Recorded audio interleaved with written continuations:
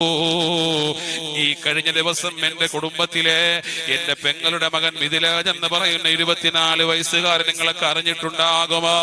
അവന്റെ ഉമ്മയെയും അവന്റെ സഹോദരിയെയും അവന്റെ വാപ്പയുടെ ഉമ്മയുടെ ആണ്ടിന് വേണ്ടി ആ വീട്ടിലേക്ക് കൊണ്ടുപോയാക്കി. ഉമ്മ പറഞ്ഞു, മോനെ നീ കുറച്ച് കഴിഞ്ഞിട്ട് വരൂ എന്ന് പറഞ്ഞു വിടുന്നു. ആ പോക്കവൻ പോയത് മരണത്തിലേക്കാണ്. റോഡിൽ മണ്ണ് കയറി കിടന്നു. ആ മണ്ണിലേക്ക് അവന്റെ ബൈക്ക് കയറുന്നു. അത് തെന്നി വീഴുന്നു.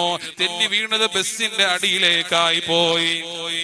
മിഥിലാജ് എന്ന പൊന്നുമോൻ മരണപ്പെട്ടു പോയി. അല്ലാഹുവേ, നീ ആ പൊന്നുമോന് സ്വർഗം നൽകണേ അല്ലാ. ഇന്ന് നബിദിനത്തിന്റെ അന്ന് അവൻ ഇടാൻ വെച്ചിരുന്ന ഒരു കമീസ് ഉണ്ട്. അവന്റെ മാമ മുജീബ് റഹ്മാൻ അസ്ലമി നിങ്ങൾക്കൊക്കെ അറിയും. ആ മുജീബ് റഹ്മാൻ അസ്ലമിയോട് പ്രത്യേകം പറഞ്ഞു, ഉംറയ്ക്ക് പോയപ്പോൾ മാമ എനിക്ക് നബിദിനത്തിനിടാൻ വേണ്ടിയിട്ട് ഒരു നീല കമീസ് കൊണ്ടുവരണമെന്ന് പറഞ്ഞിട്ടുണ്ട്. ആ കമീസ് അല്പം വലിപ്പം കൂടിയത് കൊണ്ട് അതിന്റെ നീളം കുറയ്ക്കാൻ വേണ്ടി തയ്യൽക്കാരന്റെ കയ്യിൽ കൊണ്ടുവന്നു കൊടുത്തു.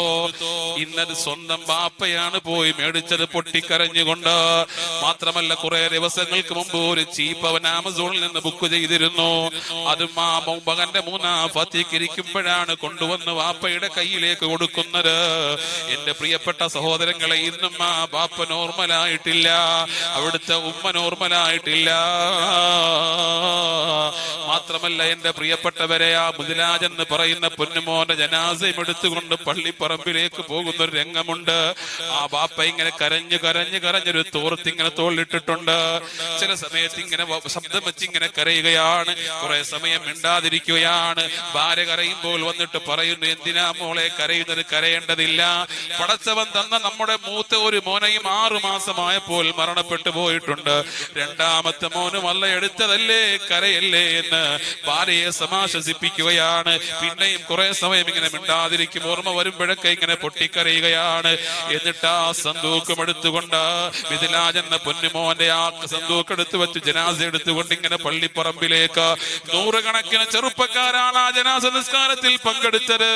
എന്റെ പ്രിയപ്പെട്ടവരെ, അവനെ എടുത്തുകൊണ്ട് ഇങ്ങനെ പോകുമ്പോ ആ മയ്യത്തും കട്ടലിന്റെ കാലിൽ ഇങ്ങനെ പിടിച്ചുകൊണ്ട് കരയുന്ന രംഗം അല്ലാഹുവേ സഹിക്കാൻ കഴിയുന്നില്ല. ആ ബാപ്പയ്ക്ക് നീ ക്ഷമ കൊടുക്കണേ അല്ലാ, നീ ക്ഷമ നൽകണേ അല്ലാ. നഷ്ടപ്പെട്ടതിനേക്കാൾ നല്ലത് പകരമായി നൽകണേ അല്ലാ. ആ മോനെന്ന് പറഞ്ഞാല് ഒരു എതിരഭിപ്രായം പറയാതെ മകന്റെ ഇഷ്ടത്തിന് വേണ്ടി ജീവിച്ച വാപ്പയും ഉമ്മയുമാണ്. പടച്ചവനെ സഹിക്കാൻ ഞങ്ങൾക്ക് പോലും സഹിക്കാൻ കഴിയുന്നില്ല. പിന്നെ അവന്റെ വാപ്പയ്ക്കോ ഉമ്മയ്ക്കോ എങ്ങനെയാ സഹിക്കാൻ കഴിയുന്നത്? റബ്ബേ, നീ നല്ല ക്ഷമ കൊടുക്കണേ അല്ലാ. ഞാൻ പറഞ്ഞു വന്നത് ഹബീബിന്റെ